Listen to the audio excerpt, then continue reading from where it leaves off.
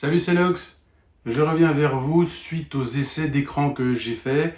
J'ai eu beaucoup de questions sur quel écran prendre, il y a trop de modèles, je suis perdu, qu'est-ce que tu nous conseilles, etc. Alors, c'est un petit peu compliqué, effectivement. Donc, j'ai décidé de scinder la vidéo en deux pour qu'elle ne soit pas trop longue. Aujourd'hui, elle sera dédiée aux écrans 7 pouces BMW et la prochaine sera dédiée à toutes les motos, y compris les BMW. Donc, comme ça, il y en aura pour tous les goûts, parce que c'est vrai qu'il y a pas mal de choses à dire. Alors, tout d'abord, sachez qu'il existe une bonne quinzaine de marques qui font des écrans CarPlay et ou Android Auto. Parmi ces quinzaines, certains font des écrans 5 pouces, à peu près 7-8. Certains font des écrans 6 pouces, pas forcément les mêmes, pareil, 6 ou 7. Et certains font des écrans 7 pouces, pareil, 6 ou 7 ou 8. Par contre, combien d'écrans 7 pouces sont compatibles avec le support de BMW? Eh bien, aujourd'hui, il n'y en a que 2. Alors, ça tombe bien, puisque c'est 2 que j'ai essayé. Il y a le Carpuride et il y a l'Aochi. Les autres écrans 7 pouces, ça existe, mais ce n'est pas compatible avec le support de BMW. Alors, pourquoi 7 pouces? C'est vrai que c'est très grand, c'est vrai qu'il peut y avoir quelques inconvénients. Quand on prend par exemple cet Aochi 6 pouces par rapport à mon Carpuride 619, on s'aperçoit que en largeur, on est à peu près pareil. Par contre, en hauteur, effectivement, c'est pas la même chose. En résumé, le 619 fait la hauteur d'un 5 pouces et la largeur d'un 7 pouces. Voilà. Donc, on va voir le comparatif entre ces deux 7 pouces. Tout d'abord, on va parler de la grosseur, c'est-à-dire uniquement le physique. Ensuite, on allumera les écrans pour voir ce qu'il y a dedans. Et ensuite, on fera la conclusion. Alors, je ne vais pas faire de tuto détaillé sur ces deux écrans. Pour la très bonne raison, c'est que celui-ci, l'Aochi, l'intérieur, on va dire, est à peu près similaire à celui que j'ai testé il y a quelques semaines. Et le Carpuride, idem, l'intérieur est à peu près le même que celui que j'ai déjà testé. Donc au niveau des fonctionnalités, au niveau des menus, c'est pas la peine de refaire, ça change un petit peu, mais c'est grosso modo la même chose. Petite précision, tous ces écrans ont des fonctions annexes en option. Par exemple, des caméras, pas pour tous, mais pour certains. Et par exemple, le contrôle de la pression des pneus. La question qui m'a été également posée, c'est est-ce que l'écran fonctionne au niveau de l'alarme avec la pression des pneus de l'origine de la moto? Alors je vais être très clair. Premièrement, si vous ne prenez pas l'option TPMS, c'est-à-dire les capteurs de pression, vous pourrez quand même voir sur l'écran la pression de vos pneus via les données de la moto. Donc ça va s'afficher sur votre écran comme ça s'affiche sur le TFT. Au niveau du réglage de l'alarme, là c'est autre chose. Si vous avez les valves des constructeurs, Aochi ou Carpuride, vous allez pouvoir mettre une alarme pression haute et pression basse pour l'avant et pour l'arrière, et il y aura une sonnerie en cas de défaut. Par contre, régler l'alarme en utilisant les données de pression de BMW, sur Carpuride, a priori, j'ai pas réussi à le faire marcher, et sur Aochi, j'ai pas réussi à le faire marcher. Ils disent que oui, c'est possible, mais pour l'instant, j'attends leur réponse, j'ai pas réussi à le faire marcher. Sur Shiggy, qui n'est pas le sujet aujourd'hui puisqu'ils ne font pas de 7 pouces, par contre, je l'ai essayé et là, ça fonctionne. Donc, je ne sais pas encore vous dire si l'alarme peut être utilisée sans les capteurs de pression des constructeurs. Dès que je le sais, je vous le dirai. Avant de passer à l'essai physique, je voulais tous vous remercier parce que j'ai dépassé les 1000 abonnés. C'était mon objectif. Pourquoi? Pour essayer d'attirer les marques et essayer d'avoir des écrans gratuits à l'essai. Et à la fin de la vidéo, vous comprendrez pourquoi. Donc sur ce, on va voir le montage sur la moto et on se retrouve après pour la conclusion. Donc là, on voit le montage sur la 1300 GSA. Donc aucun souci. Ça se monte parfaitement bien. Et oh là là, comme c'est beau. C'est fantastique. Ensuite, montage sur la 1300 GS cette fois. C'est exactement la même chose. Le pare-brise ne gêne pas, comme sur la GSA, ni en position basse, ni en position haute. Pas de souci. Maintenant, voilà le plan pour faire un gabarit en carton.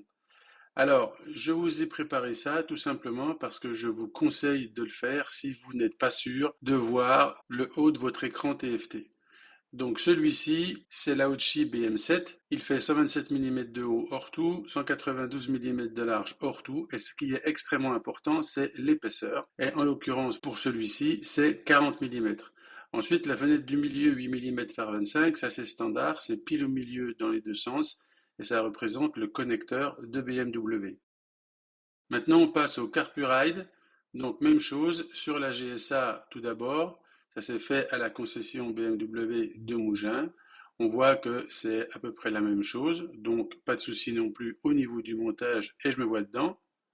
Ensuite, sur la GS, pareil, aucun souci. La différence, par contre, c'est qu'on s'aperçoit que l'écran est tout cassé. Eh oui, en fait, quand j'ai fait l'essai, j'ai mis les deux écrans sur la selle de la moto.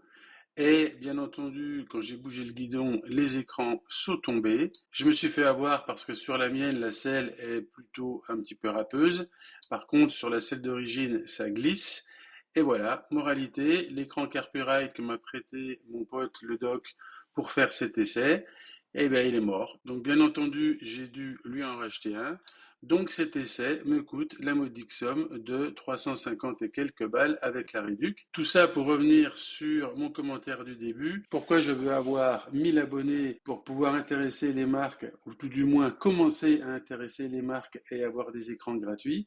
Tout simplement parce que moi, je suis d'accord de faire des essais et de vous les partager. Mon but, ce n'est pas de gagner de l'argent, mais mon but, ce n'est pas non plus d'en perdre.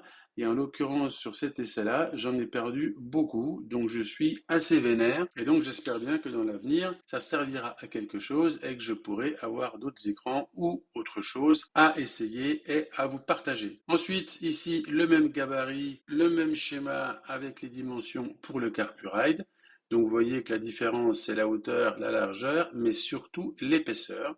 Donc pareil, vous pouvez vous en servir pour faire un gabarit en carton et faire l'essai. Ensuite ici, un petit schéma qui explique pourquoi il n'y a pas beaucoup de différence entre les deux écrans. Eh bien, on voit que l'Aochi est beaucoup plus haut que le CarPuride, mais le CarPuride est plus épais. Alors, ce dessin n'est absolument pas à l'échelle, c'est simplement pour vous montrer le principe. Ce que je veux dire, c'est que le CarPuride est petit mais plus épais, donc au niveau de la vision, eh bien, il cache le même angle et c'est pour ça qu'on s'aperçoit en fait que malgré les tailles extérieures différentes, il n'y a pas de différence significative au niveau de la vision haute de l'écran TFT. On passe maintenant à l'allumage de l'écran et petite surprise, j'ai Nox Garage pour la Aochi. Ensuite, on passe à l'allumage du CarPuride, pas de souci non plus. Et on va voir que l'interface est un petit peu différente, mais les informations sont à peu près les mêmes. Donc après, c'est uniquement une histoire de goût. Voilà, donc la conclusion est très simple, c'est qu'il n'y a pas de vainqueur. En effet, les deux écrans sont à peu près de la même taille, en tout cas au niveau de la visualisation des écrans sur la moto, le résultat est à peu près le même. L'interface est différente au niveau du look, mais par contre au niveau des fonctions, c'est à peu près la même chose.